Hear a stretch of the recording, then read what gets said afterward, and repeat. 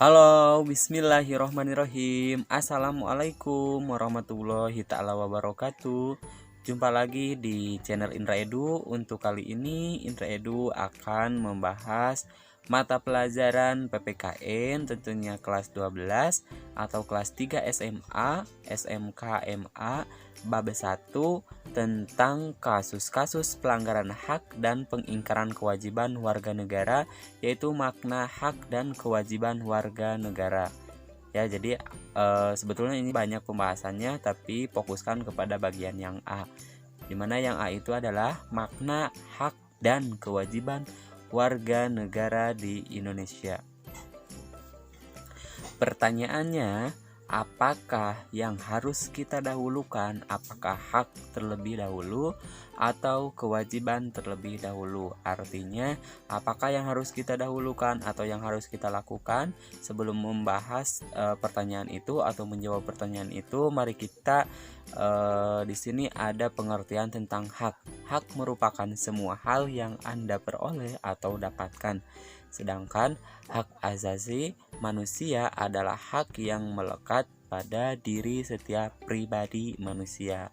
Kita harus bisa membedakan mana pengertian hak dan mana pengertian hak asasi manusia.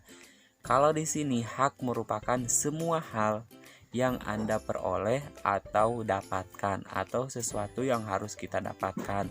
Berbeda dengan hak asasi, ya, kalau hak asasi merupakan hak yang sudah melekat pada setiap diri pribadi manusia.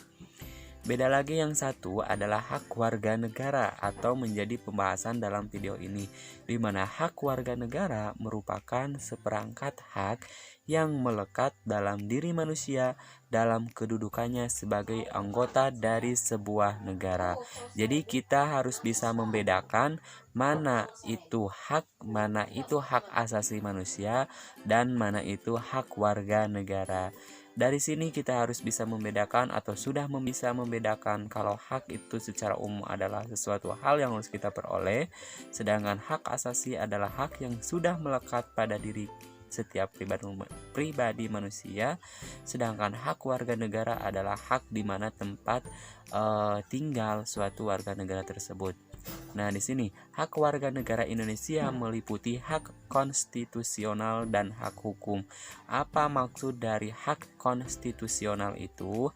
Hak konstitusional adalah hak-hak yang dijamin di dalam dan oleh Undang-Undang Dasar Negara Republik Indonesia tahun 1945, sedangkan hak-hak hukum timbul berdasarkan jaminan undang-undang dan peraturan undang-undangan di bawahnya atau peraturan perundang-undangan di bawahnya. Itulah yang dimaksud dengan hak konstitusional, di mana hak tersebut atau hak suatu warga negara tersebut sudah dijamin dalam Undang-Undang Dasar Negara Republik Indonesia tahun 1945.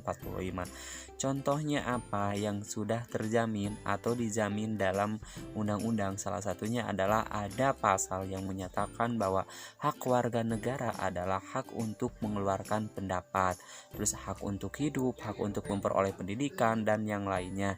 Di sini selanjutnya akan dibahas tentang kewajiban. Kewajiban secara sederhana dapat diartikan sebagai segala sesuatu yang harus dilaksanakan dengan penuh tanggung jawab.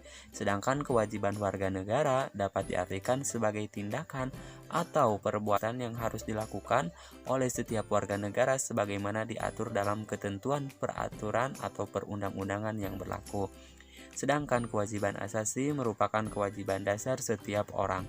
Di sini dari tiga pengertian ini kita sudah bisa membedakan pengertian tentang kewajiban secara sederhana, kewajiban warga negara, dan kewajiban asasi. Di mana kewajiban secara sederhana adalah diartikan sebagai segala sesuatu yang harus kita laksanakan dengan penuh tanggung jawab, ya. Namanya juga kewajiban. Kalau kita diberikan misalkan suatu pekerjaan, maka kita harus dilaksanakan dengan penuh tanggung jawab. Jangan sampai kalau kita dikasih pekerjaan kita tidak melaksanakannya dan tidak bertanggung jawab, atau bahkan banyak gitu ya dalam menjalankan pekerjaan tidak bertanggung jawab. atau tidak bisa melaksanakannya. Nah, di sini hak dan kewajiban warga negara merupakan dua hal yang saling berkaitan, ya. Jelas bahwa hak dan kewajiban itu tidak bisa dipisahkan. Artinya, kalau kita mau memperoleh hak, maka yang harus kita lakukan adalah kewajiban terlebih dahulu, ya. Hak dan kewajiban warga negara merupakan dua hal yang saling berkaitan. Keduanya memiliki hubungan kausalitas atau hubungan sebab akibat. Seseorang pasti mendapatkan hak karena kewajibannya sudah dipenuhi, ya. Misalnya apa kewajiban yang sudah dipenuhi? Yaitu misalkan seorang pekerja mendapatkan upah setelah melaksanakan pekerjaannya yang menjadi kewajibannya. Terus di sini hak dan kewajiban warga negara tidak dapat dipisahkan, karena bagaimanapun dari kewajiban itulah muncul hak, dan begitupun sebaliknya. Akan tetapi sering terjadi pertentangan karena hak dan kewajiban tidak seimbang. Misalnya apa tidak seimbang? Setiap warga negara berhak atas pekerjaan dan penghidupan yang layak meski menjadi hak, tetapi pada kenyataannya banyak warga negara belum merasakan kesejahteraan dalam menjalankan kehidupannya, ya. Sekian dan terima kasih. Jadi dapat saya simpulkan bahwasanya apakah yang harus kita dahulukan, apakah hak atau kewajiban dulu? Tentunya yang harus kita dahulukan adalah kewajiban terlebih dahulu. Nanti kita bisa menuntut hak, ya. Jangan sampai kita menuntut hak tanpa mendahulukan kewajibannya.